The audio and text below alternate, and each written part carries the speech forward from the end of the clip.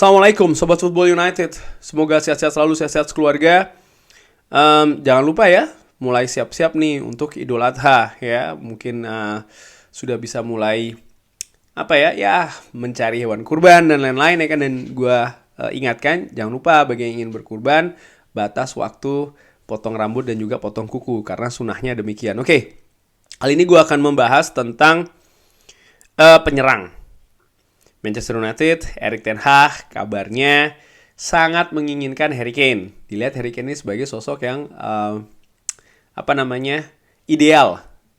Tapi peluang Manchester United nampaknya semakin kecil karena tidak ingin terlalu lama ya tarik ulur dengan Daniel Levy.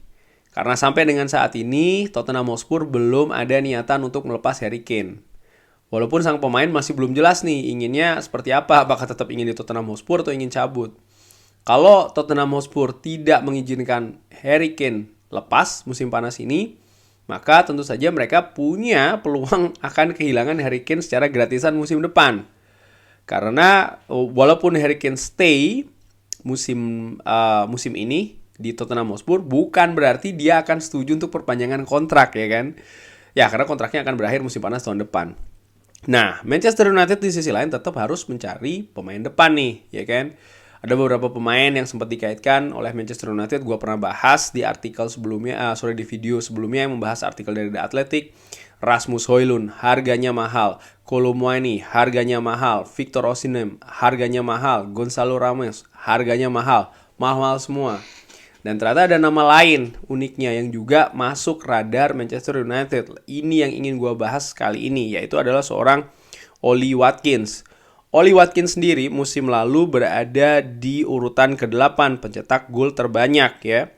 Musim lalu dengan 15 gol dan juga 6 assist.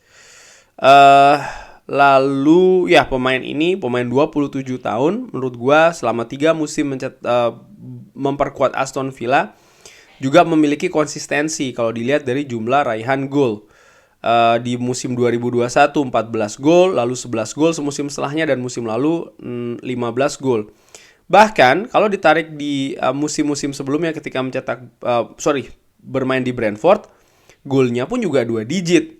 Artinya apa? Pemain ini konsisten lah ya.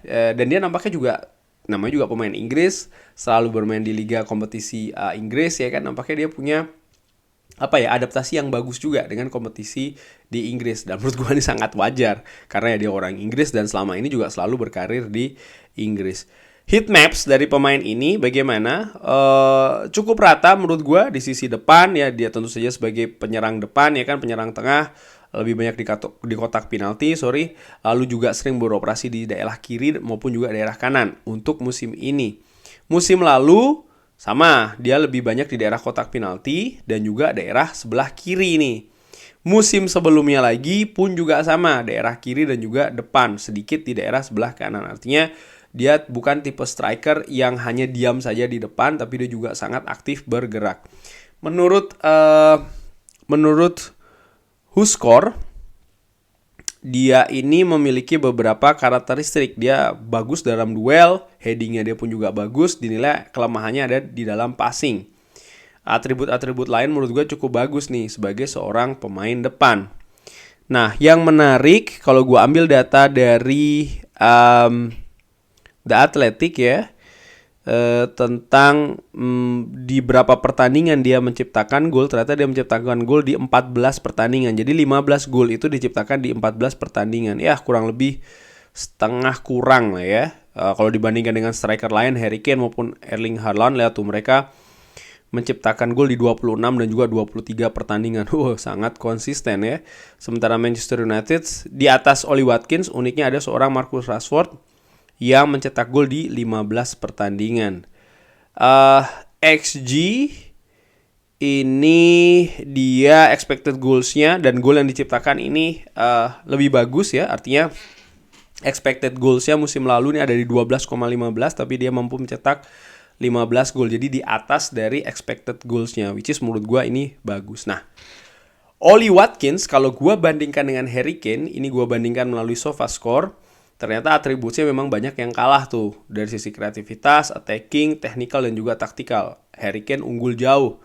Tapi dari sisi defensif, Oli Watkins yang lebih unggul. Ya, bagus sih, tapi menurut gue kita kan butuh pemain yang bisa diandalkan untuk lini depan mencetak gol. Dan ini kalau dibandingkan dengan Harry Kane memang ada gap yang cukup jauh. Gue bandingkan dengan Erling Haaland, penyerang dari Manchester City yang juga luar biasa, pun juga demikian. Banyak atribut dengan gap yang cukup jauh nih, attacking, technical, dan juga tactical. Dari sisi creativity dan juga defensif, ya beda-beda tipis ya di antara keduanya. Nah, dari fakta-fakta data yang gue perlihatkan di sana, gue juga tentu saja musim ini sering memperhatikan Oli Watkins, terutama ketika Aston Villa menghadapi Manchester United. Bagaimana menurut gue? Kesimpulannya, ya memang ada gap sih antara dia dengan Harry Kane yang memang dilihat sebagai striker yang ideal. Nampaknya Manchester United musim ini akan sulit untuk bisa mendapatkan striker yang sangat ideal banget gitu ya. Ideal banget dalam arti begini, bukan hanya soal masalah teknis tapi juga soal harga katakanlah, dan juga non teknis. Bisa saja Manchester United mendatangkan striker-striker lain dari luar Inggris, tapi gue menilai Manchester United ataupun Erik ten Hag mengatakan dia ini tidak ingin ada resiko. Artinya dia ingin pemain yang bisa menggaransi gol yang banyak. Salah satu garansi itu tentu saja bisa beradaptasi. Sudah punya kemampuan, tidak perlu kesulitan dalam berintegrasi. Beberapa tim ya yang lain ketika mendatangkan pemain dari luar Inggris dengan harga mahal, ternyata kesulitan ini. Musim lalu banyak loh. Gua nggak perlu sebutkan siapa-siapa saja, banyak banget lah ya pemain-pemain yang mengalami kesulitan, dan Erik ten Hag tidak ingin mengalami hal tersebut. Sehingga salah satu faktor adalah ya pemain yang mudah beradaptasi. Nah, pemain yang mudah beradaptasi tentu saja pemain yang sudah pernah menurut gua mempunyai pengalaman ya, bermain di Liga Inggris ataupun juga bermain di kompetisi tertinggi. Oli Watkins punya atribut tersebut karena ya dia pemain Inggris, selalu berkarir di Inggris. Tapi kalau gua lihat atributnya memang ada gap gitu. Artinya memang tim kepelatihan Manchester United harus memoles.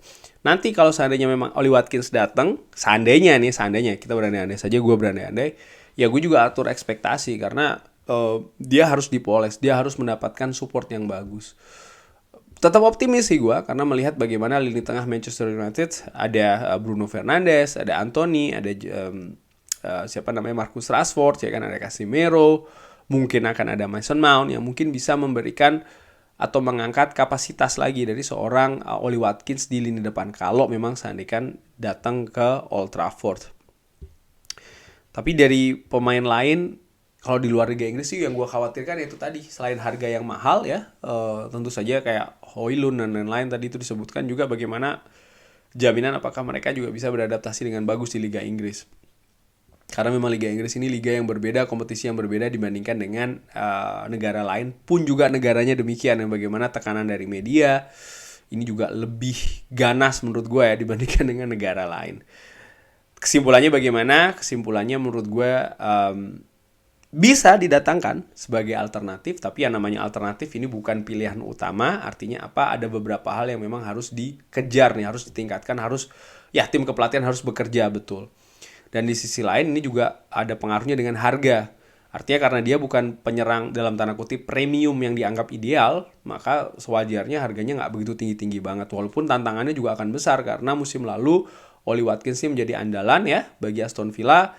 Dan juga dia pemain Inggris. Seperti biasa pemain Inggris kalau pindah di kompetisi Premier League harganya juga akan tinggi. Tapi menurut gue ya jangan terlalu tinggi sih. Karena ya dia bukan Harry Kane, itu saja dengan atribut yang memang jauh ada gapnya.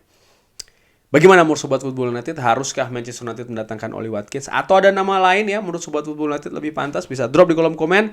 Terima kasih sudah menyaksikan. Jangan lupa like, subscribe. Wassalamualaikum warahmatullahi wabarakatuh.